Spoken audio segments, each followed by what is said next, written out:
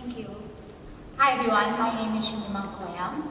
I'm usually a shy person, but more than shy, I love to share information, knowledge and wisdom. So that being my brave face, I want to share with you some things that I've learned over the past few years of handling social media. So I only have 30 minutes and I have so much to share with you. I'm going to start with a video that's going to give you some stats and show you where social media sits in the medical and healthcare industry now.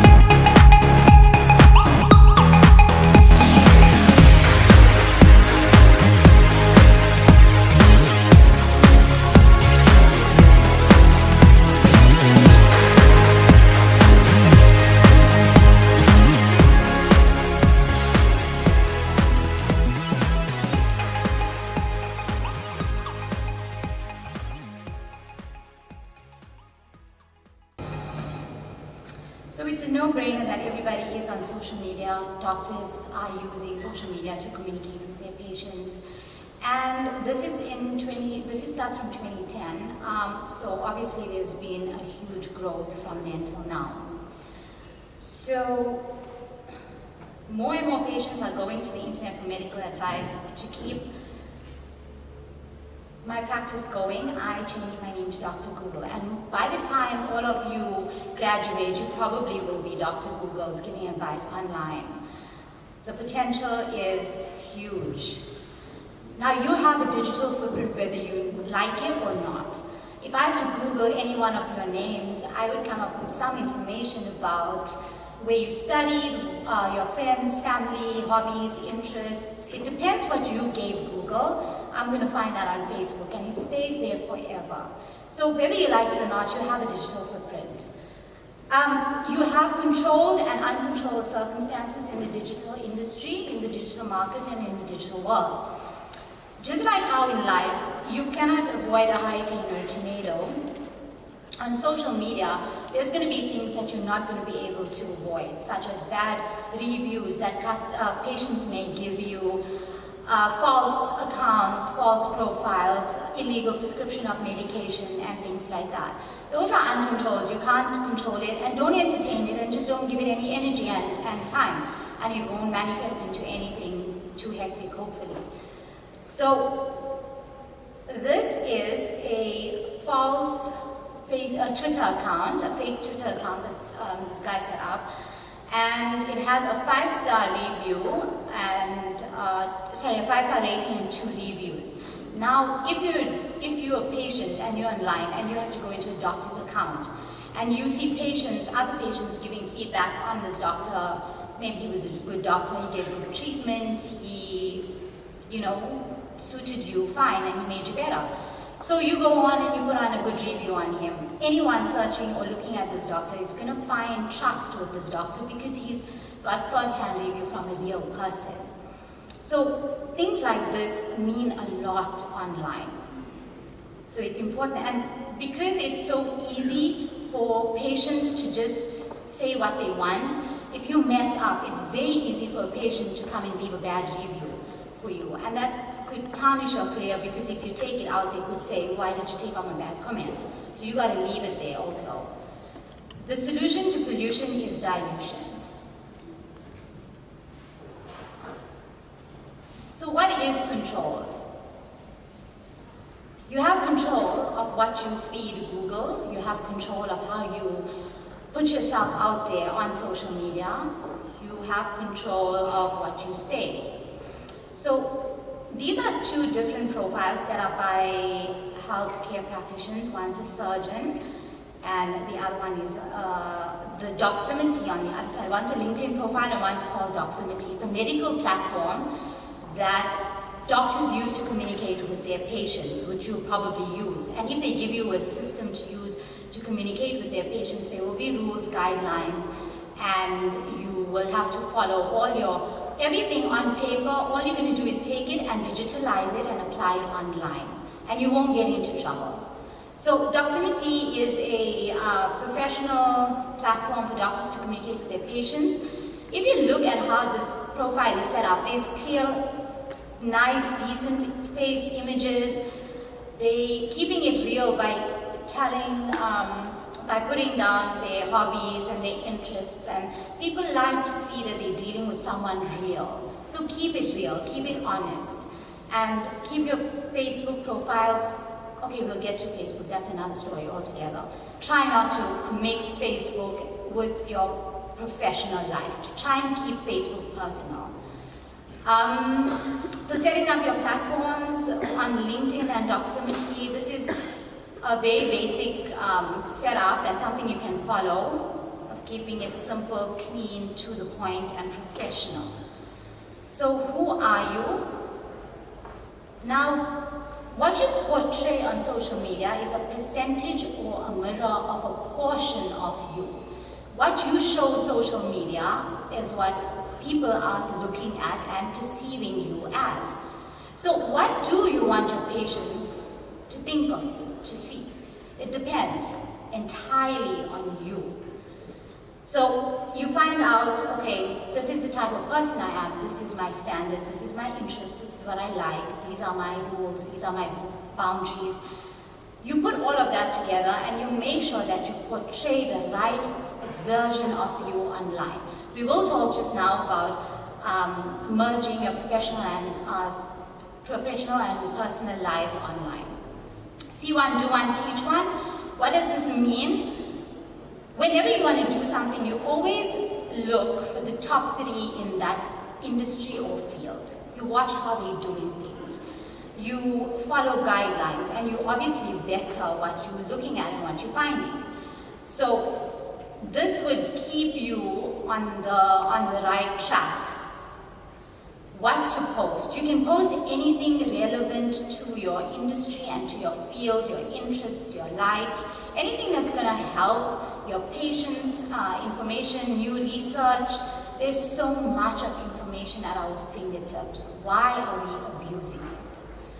So always be cautious of what you're posting. Remember, there's a million people out there watching you. You don't know half the people that's actually seeing your stuff. So be very cautious, and anything you put out there is definitely going to come back for you at some point. If you're happy with that, go ahead and post. But if you're not comfortable with it, then pause. Time management. Social media sucks up so much of our time. Hours and hours can go on Instagram and Facebook, and I know. So it's important for us to remember that when you're working, you wake up, you go to work, you spend so many hours at work, and in that time you see so many patients and you allocate so many hours per patient. And it's exactly the same online. At some point you may work in a virtual surgery. So you're going to go to your PC and you're going to start seeing clients virtually. And this morning you search for an Xbox. And now you're busy consulting with the client online, and you see a pop-up on an Xbox that's for sale. Now this is called Google remarketing. Google knows you search for Xbox, so Google's telling you now that Xbox isn't special. So you can easily get distracted, and then you can end up with talking giraffes on Facebook or Instagram, and then an hour's gone. So you have to be really, really careful about managing your time online. You could use it to make yourself more money, or you could use it to waste your time. Now, this is really interesting because there is no true separation of personal and professional. You took and both. You are on a different level. You don't go to work at 8 o'clock, come home at 5, forget about work, and go to work at 8 the next morning. It's different for you because you are now more needing to heal people. You have more of a purpose in life than just a job. And even in your personal life, you are still going to be a physician. So you have a balance between your personal and professional life. And this is called the hybrid version. So you have to find the hybrid version of yourself in which you are going to portray. You're not going to portray a false image. You're going to portray a true image, but the best version of yourself, which is a nice balance between keeping it real and being a person and a human being, but also keeping it very professional and adhering to all your rules and guidelines that they've given you, digitalizing it and applying it online. It's really simple. If you're a good human being, if you are kind, if you are compassionate, if you think of the other person, then automatically rules come naturally to you. You don't have to think about trying to be nice to someone because you're automatically nice to someone and then you're not irritating anyone. So always remember, all these theories go back to life as it is. So why I choose hybrid? Honesty, social medias are savvy and they can see through the spin. We literally grew up with social media. So when somebody sends us a yucky text in the most sweetest words, we know, we can read between the lines.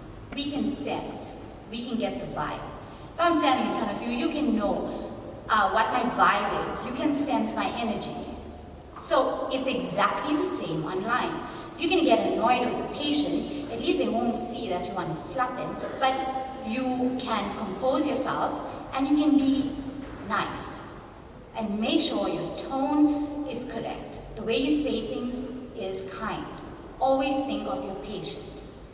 It's easier, make your news and information relatable because patients and doctors want to know you're a real person. We discussed this. It's easier because you just have to be yourself. So before you even think of social media, start working on yourself and developing yourself from a personal perspective. Clean up home before you go and try and save the world. If you're employed, it would be nice for you to have a blog that you could put your information and your research on so people could learn. If you have a cancer patient and there's a new breakthrough in medical for this certain type of cancer patient, and you share this information with them. This is how you gain trust with your patients. You engage with them, you help them, you talk to them. The company, you will probably need to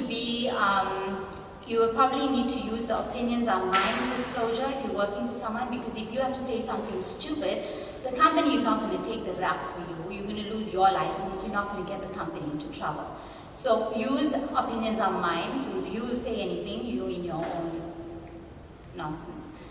Varying policies on engagement. Company will tell you how to engage with clients, how to engage with patients.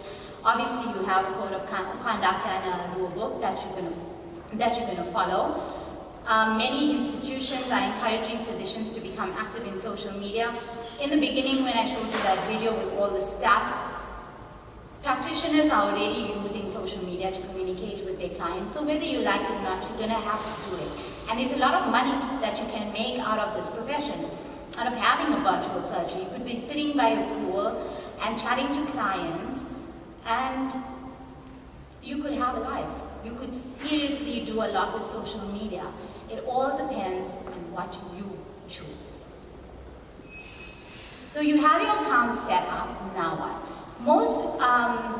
The most used platforms are Twitter, LinkedIn, and well, Facebook is Facebook. Facebook works for any industry. And most doctors have a blog where they communicate or they share their research and information with their patients. Twitter is for quick information, but you already know this. All of you are very savvy, social media savvy. LinkedIn, make sure your LinkedIn profiles are up to date. It's your online CV. HR is now scanning candidates by going through their social media. I don't even look at CVs anymore. I just take the name of the person that's applied, I Google their name, I check out all their social media platforms and I ask myself, do I want to work with this person? So, that's what companies are doing. Okay. There's opportunities and there's challenges. The opportunities, which we always focus on, is professional education. You can learn a lot from the internet. Networking and collaboration.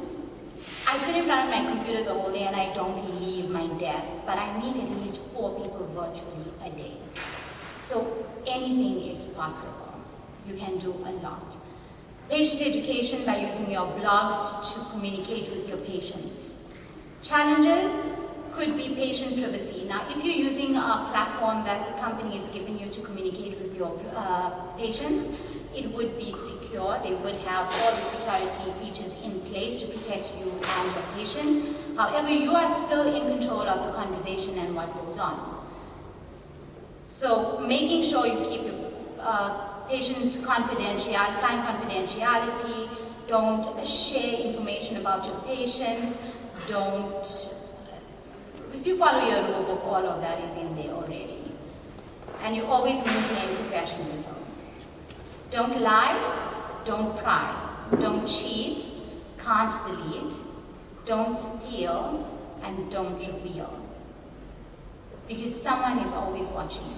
And that applies to life as well, whether you like it or not. This Twitter says, be careful, no one will notice what you do on social media until you make a mistake. And then everyone will notice, but that is true in life as well. This doctor was busted for patient information spill on Facebook. Now, this doctor was working in a trauma unit, and she didn't mention the patient's name or anything, but she did mention how hectic the night was going and whatever the case was. And everybody around knew who she was talking about and what she was talking about. And she was fined and her license was taken away from her, and that was the end of her career. Just one stupid post. This is serious. State medical board surveys done, 92% reported at least one. Out of 92%, one online violation, which was inappropriate patient communication, sexual misconduct, the use of internet for inappropriate practices like illegal prescriptions, online misrepresentation of credentials like the Twitter account I showed you with 2 reviews and 5 stars. And interestingly enough, they were reported by friends and family, not by other professionals. And 71% of them were held disciplinary hearing proceedings and 50% were issued sanctions. Don't feed the trolls, which are troublemaking, ridiculous, objectionable content, lying and leading astray. To be an honest person, human being, you can be an honest human being online as well. So we are the next generation. We are raised using social media. We are comfortable with these platforms, but we are a little bit professionally naive. So we need to set an example. 60% of medical students' postings were unprofessional. 13% were breaches of patient privacy. If you want to know about yourself, just Google your name, and if you're okay with everyone seeing what you see, then it's cool. But if you're not, then you can get rid of it. Out of 996 surgical residents in Midwest, they had run a general Facebook survey on their profiles. So out of 996, 32% of them had identifiable Facebook profiles, of which 14% were potentially unprofessional content, and 12% clearly unprofessional content, binge drinking, sexual suggestive pictures, and HIP AA violations. Guys, you can party, but please keep it low. That's all. No difference based on the sex or the profession of these people. So, exercise pre-post pause. In Cautions and Advice, they say we can trust physicians with sharp instruments and narcotics. With proper training, they can handle Facebook and Twitter too. But listen to the comment. Whether you should promote your opinions online depend on what opinions you hold. And that's interesting because what is normal for me is not normal for you. But if we all follow the same rules and guidelines, then we're kind of on the same page, right? A fool with a tool is still a fool. In time management, you limit who you listen to. Like that, every thought you think, if energy or passion fueled, becomes an action and a reality. It's exactly the same. Everything you're reading online is going into your head. So what are you putting into your head? What information are you feeding yourself with? Post when you want to, when you have something to say. There are stats that say when you post at certain times, then you reach more of an audience and things like that. But that's more for social media stats and postings. In your case, you can share articles and anything related to patients that are going through certain diseases, disorders, things like that. So anything relevant that can help your patient or anybody else, share it. And it's quality, not quantity. I'm going to post this picture on my platforms. It's 20 social networking sites for medical professionals that you could have a look, research, and get familiar with.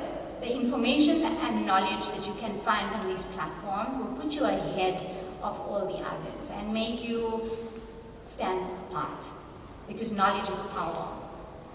So go through this. You can follow me on social media and you'll find this one on there. And this is just Twitter, Facebook, and Instagram, YouTube, and a little bit on how to use these platforms in the different contexts. Social media can be dangerous, however. It can be incredibly valuable and can be whatever you want it to be. Information, news, education, professional collaboration, patient education, entertainment, self-promotion, all of the above. And remember, what happens on social media stays on Google forever. I guarantee you this. So, in the past, when we just started using social media and Facebook and things like that, it was much more free and chilled, and we could be more free with our posting. And we found a voice or a platform where we could express ourselves and voice our opinions, and we took full advantage of that until it came to actually bite us in our careers. So be very careful about how you portray yourself out there. First, work on yourself and put out a safe and trustable image or a version of yourself for your patients to build trust and rapport with you in the social media market. And you could get popular, you could get followers, you could get people trusting your information. Also, before you share anything, make sure it's authentic, because if 500 people are following you and you read an article you find interesting and share it, it could be false information. And now you shared it to 500 people, out of which a minimum of 100 people would see it, out of which a minimum of about 20 people would share it, and now this false information is going all over whichever platform you posted it on with your name on it.